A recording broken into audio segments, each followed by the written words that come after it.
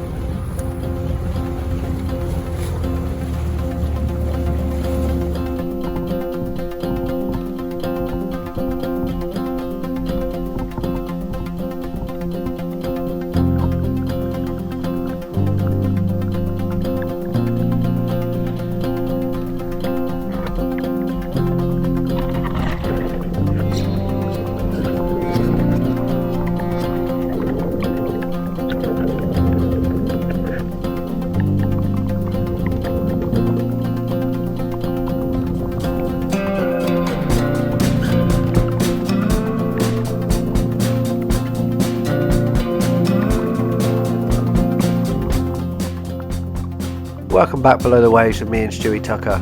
So we're diving at the Suzanne, or the Suzanne, however you want to say it. But as we hit the seabed, we notice it's quite a nice sandy bottom, and the seabed seems to be swaying because there's so many of these lesser sand eel. They don't grow as big as the normal sand eels, and they haven't got the brown dot on the side of their eye.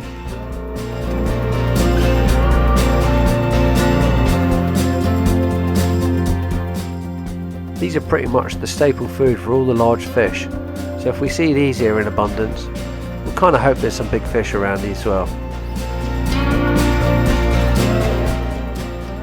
This is another new one really to me. I've never seen so many of these marbled swimming crabs. They seem to be everywhere at the moment, on the east coast and the west coast. I'm quite excited for two reasons. First of all, I thought it was a flatfish. And the second reason, I realised it was a purple heart sea urchin. It's gone around and done a bit of a donut. These are actually quite rare to see. It's the first time I've ever seen one. Pretty cool. I did think it's a sea potato to start off with, but no, definitely a purple heart sea urchin. They normally spend most of the time buried underneath the gravel. That's why you never really see them.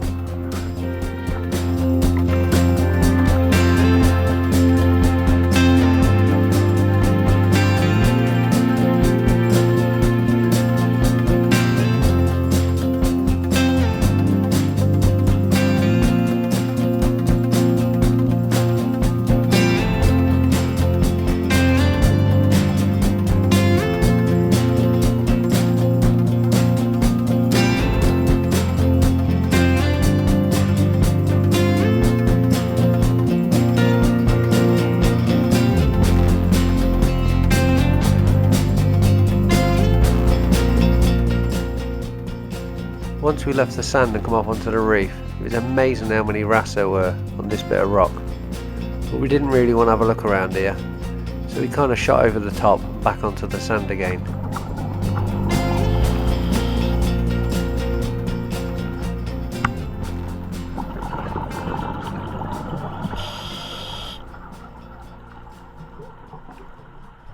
It's actually quite breathtaking how many small Melvies like this there are around.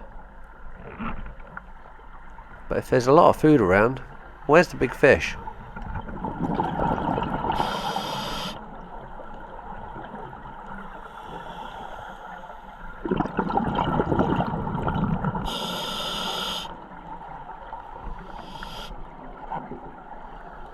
Our dive plan was to do about 15 minutes and then send up the delayed, so I'll take a second to send it up.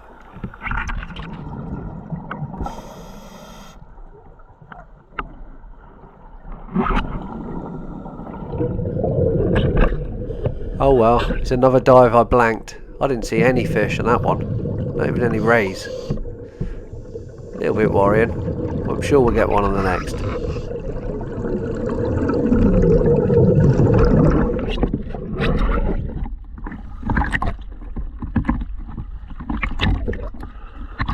believe that was the last time we actually seen that spear that it's just handed to Phil. We're not sure what happened to it, but we couldn't find it at the end of the day. In fact, we couldn't even find it for the second dive.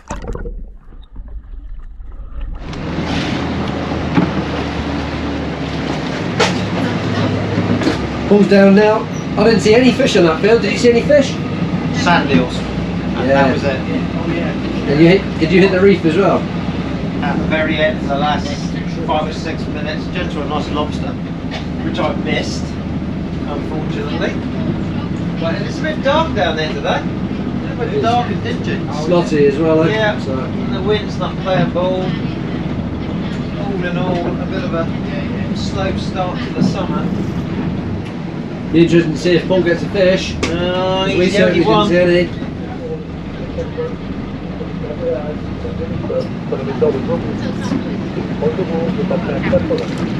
Been a little bit sloppy out here, but not too bad at the moment. Only time will tell if he's got a fish. Seems to go in a different direction to what we did. That's what works.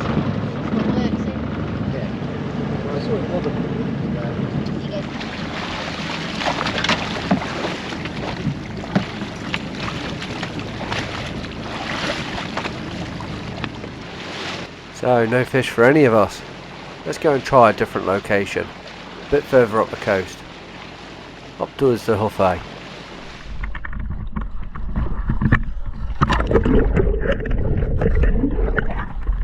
So we're going to do a trio now. It's going to be me, Phil and Tucker.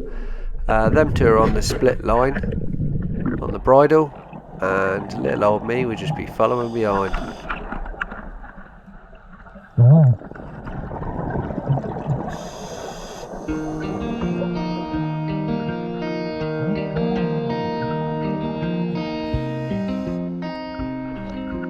Seabed here is a little bit darker and it's a little bit more granularly. This tends to have a lot more of the rounder, small browner stone in it. For me, this feels a lot better for flatfish. It's also a lot more wavier. You see the seabed contours. This is from the action of the ocean over the top. So the tide, the swell, it all makes these little troughs on the bottom. Tend to find whenever I find some flatfish, they're always laying on the back side of these troughs or in one of the grooves.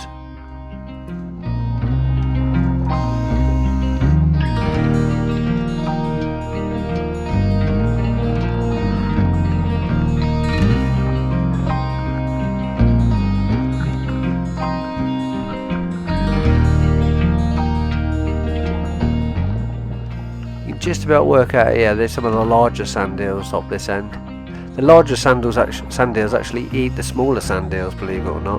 The smaller sand eels feed on plankton and small bits of stuff in the sand.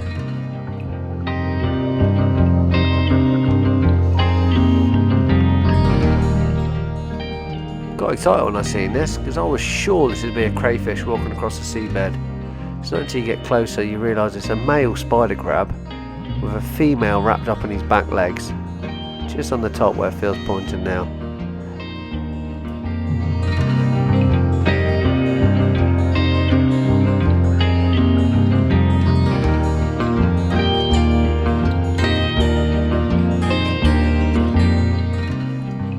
Visibility of this end's a lot better as well.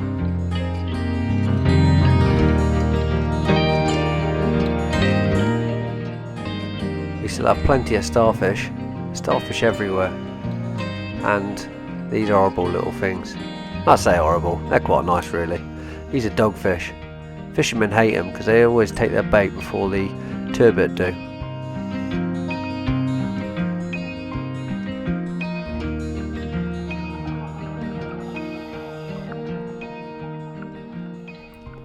What I'm trying to do now is position myself in between both of them, because I'm sure that one of them is going to stab into a big fish soon. For me, this is the most sustainable way of fishing, because you can choose and see which fish you want. You don't churn the seabed up, you certainly don't cause the fish any more stress than they need to. You know, if they were getting dragged along in a trawl.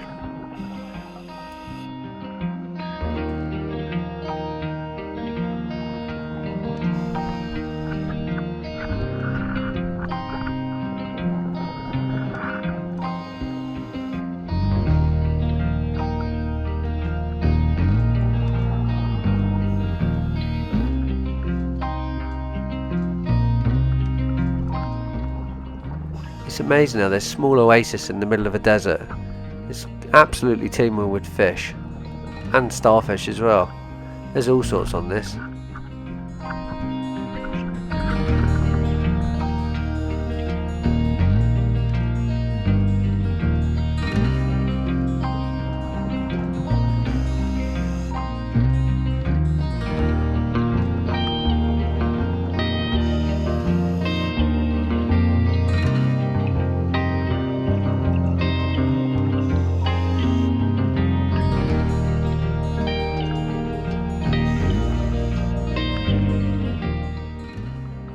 Is there any lobsters in the hole today? This is an ideal lobster hole here. Nope. We'll have to carry on. It doesn't look like we're actually travelling that fast here, but the tide must be carrying us at least a knot.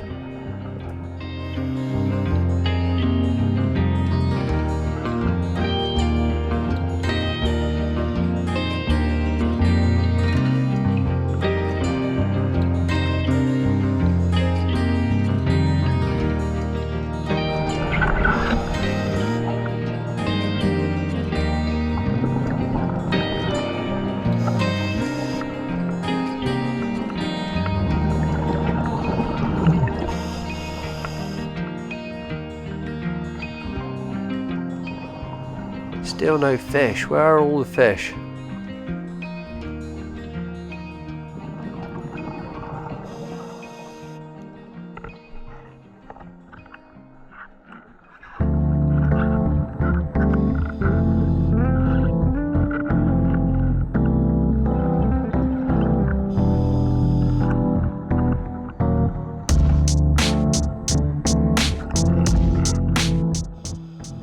We've already covered a huge amount of seabed. We're probably quarter of a mile we've gone already.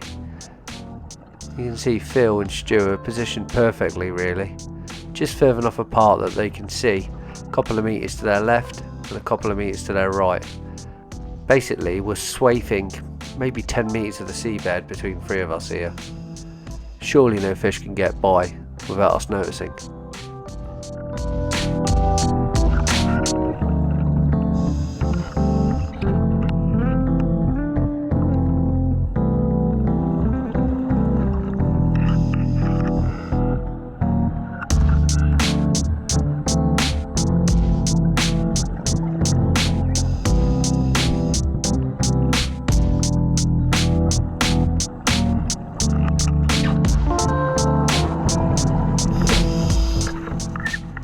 The seabed's made up of all sorts. Every so often I see something colourful, like this blue piece. It's off the shell of a sea urchin.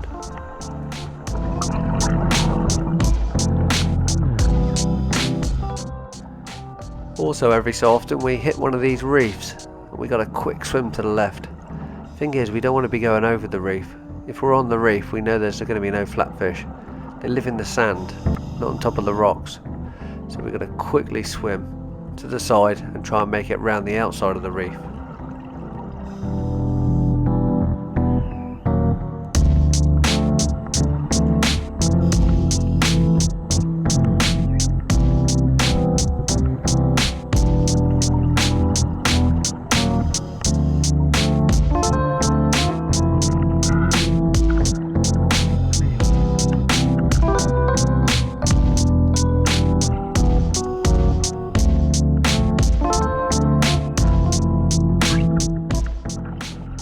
After a short while we come across this, a boulder field of huge boulders. There's normally fish under here. Like here, there's a large bullhearse under here, but I can't just stop to film it because the tide's pulling me too quickly.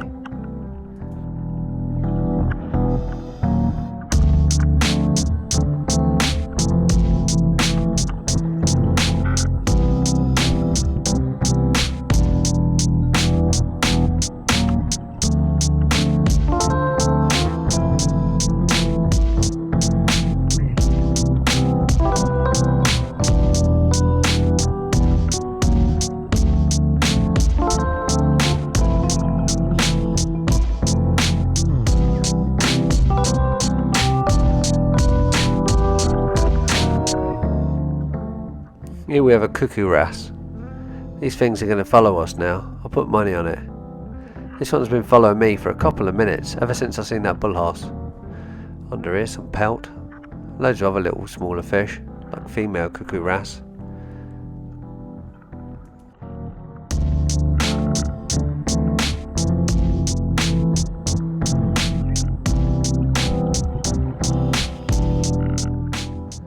Look at this catgut. If I had time I would have taken that with me, but I haven't got time. The tide is literally pushing me across the seabed. There is other fish on this reef as well, but they're just out of sight. There's large pollock also. Here's our new friend following us. I said he'd follow us.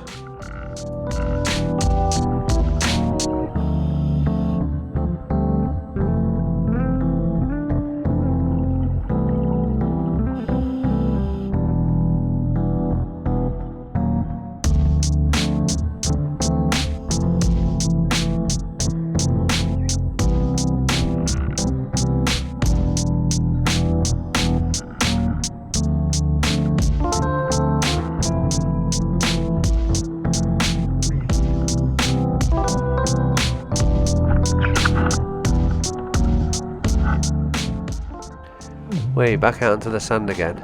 There's Tucker and there's Phil.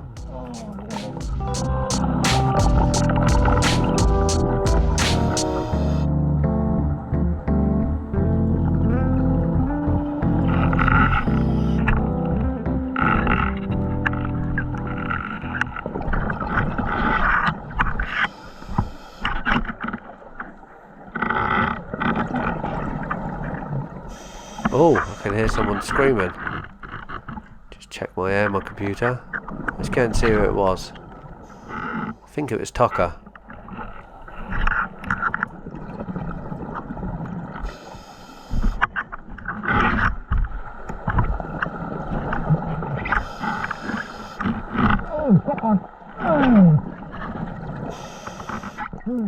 Yeah, it was Tucker. Looks like he's got a flatfish on his spike.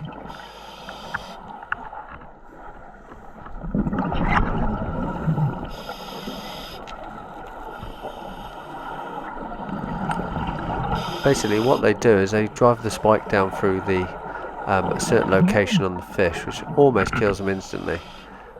They are still flapping a little bit. They pushed all the way onto the rod and then threaded onto the rope.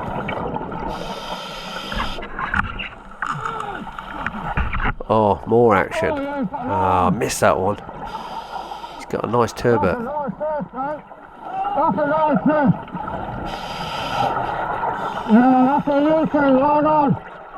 That's a nice one.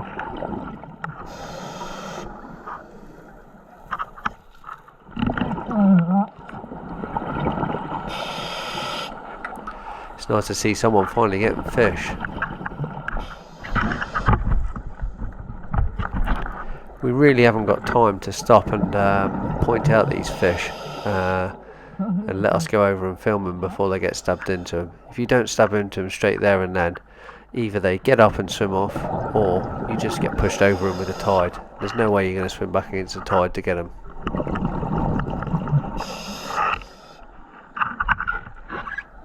Like I say, this is my chosen form. I'd like to see these fish getting caught hand by hand. So you can be very choosy and you don't affect any of the environment around them.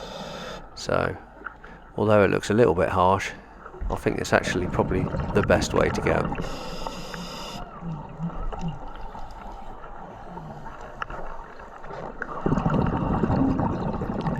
Looks like we're on another big boulder field now.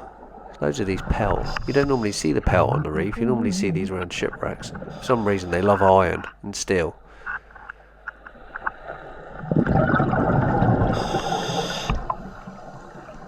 We're at 18 metres, we're starting to shallow up. The tide's actually lifted us over the top of this reef. There's no point dropping back down into the deep on the other side as we're running out of time. So Phil assesses it and decides to start calling up the spikes, trying to get the rope in.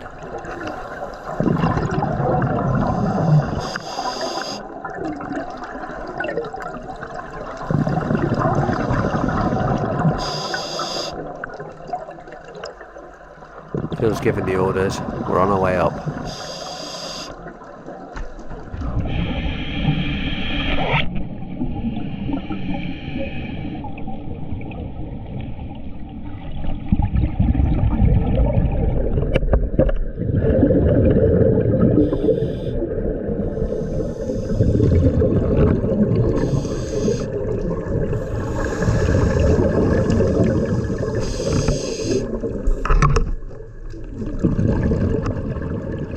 reason for calling this road pop is you don't want it dragging along the seabed and getting wrapped around one of these large boulders.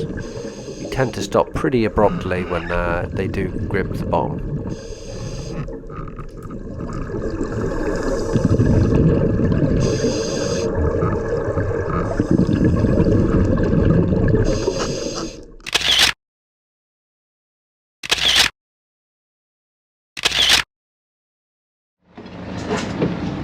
Well, the bad luck's changed for one of us.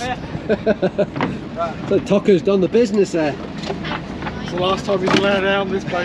Yeah, I know this. It's not that we're bitter or anything, but It's a bad feeling on the boat now. Tucker's got 2 fish. He's coming, never coming again. yeah, No setting the stern. at some point he's going to have to walk over. Yeah. I reckon it'll push you'd swim from here with the wind. So, Paul's going in for another one. He's going to turn the tides and get another one to try and fill a tray. Yeah.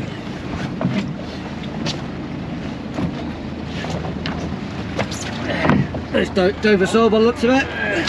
Yeah, nice Dover sole. Not massive, but good eating size, that. It's about 15. Well, like 12, I reckon. 15, I reckon. Perfect shot, like a reverse cut back out. Yeah, Back out. it's not That's a bad at all, female. mate. Where are we going to put the fish? We've got a tray to chop them in, Paul. So I'm going to wash it. Oh, look, give him some respect. Yeah, I don't want to put this one near the scupper because he might end up going out, mate. Beautiful. All right, Paul needs to get another one of them now. It's no longer a blank. I'm starting to think that was bad luck for filming people.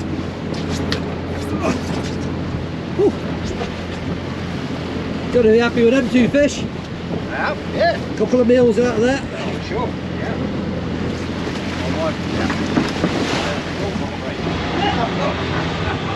It's not nice out there. No. It's getting sloppy.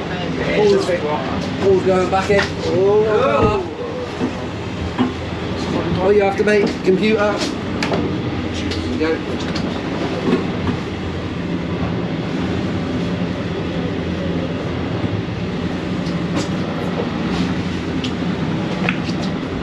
Hold on. Hold on. It's a big one.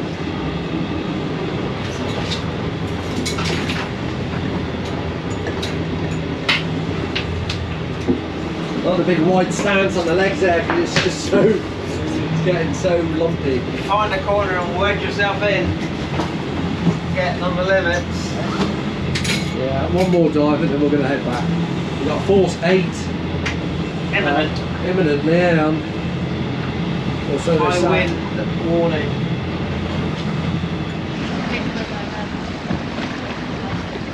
Come up. Yeah, I'm just taking So yeah, we're just on the edge of the reef, the whole phase in here, and you can see it's all confused. The tide's trying to come over, it's trying to, the same amount of volume of water is trying to go with less space to go into. It's coming up over the top of the reef, like overfills. Yeah, good.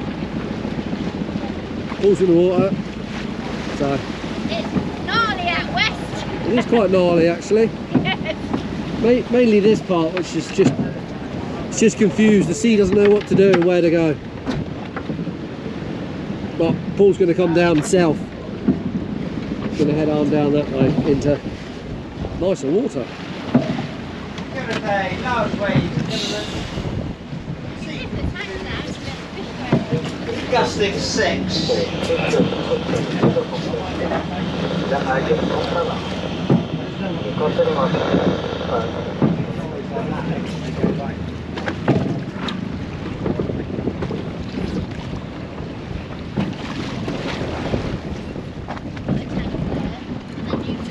I'm going to have another tank. Tank's here. That's it, time to head in now. Sea's gone all crinkly.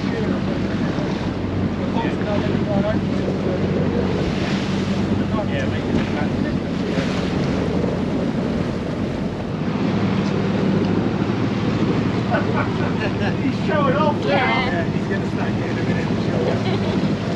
There's some beach, Jake.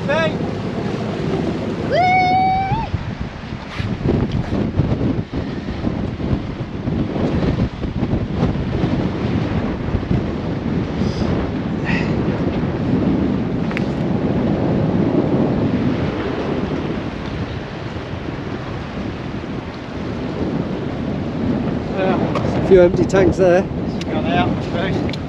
Yep.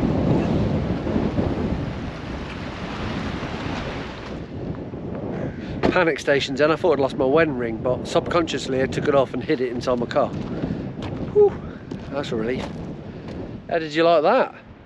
So we finally had some flatfish, and there was actually a few more. Paul said when on his dive he's seen a load of ray as well, so I think maybe we've just been diving in the wrong area.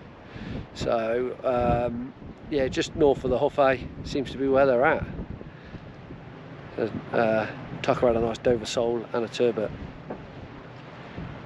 We're just going to go and get the gear now, and then we're going to go for a coffee and a baguette, a nice bacon sandwich maybe.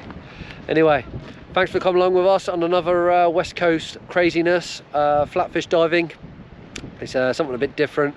We don't tend to do it that much on the East Coast, but we might start doing it. We might start going out around the back of Herman doing it, or up towards the tower, Brown Tower. Okay, thanks for coming along. I hope you enjoyed yourself. I certainly did, and I'll catch you on the next tide.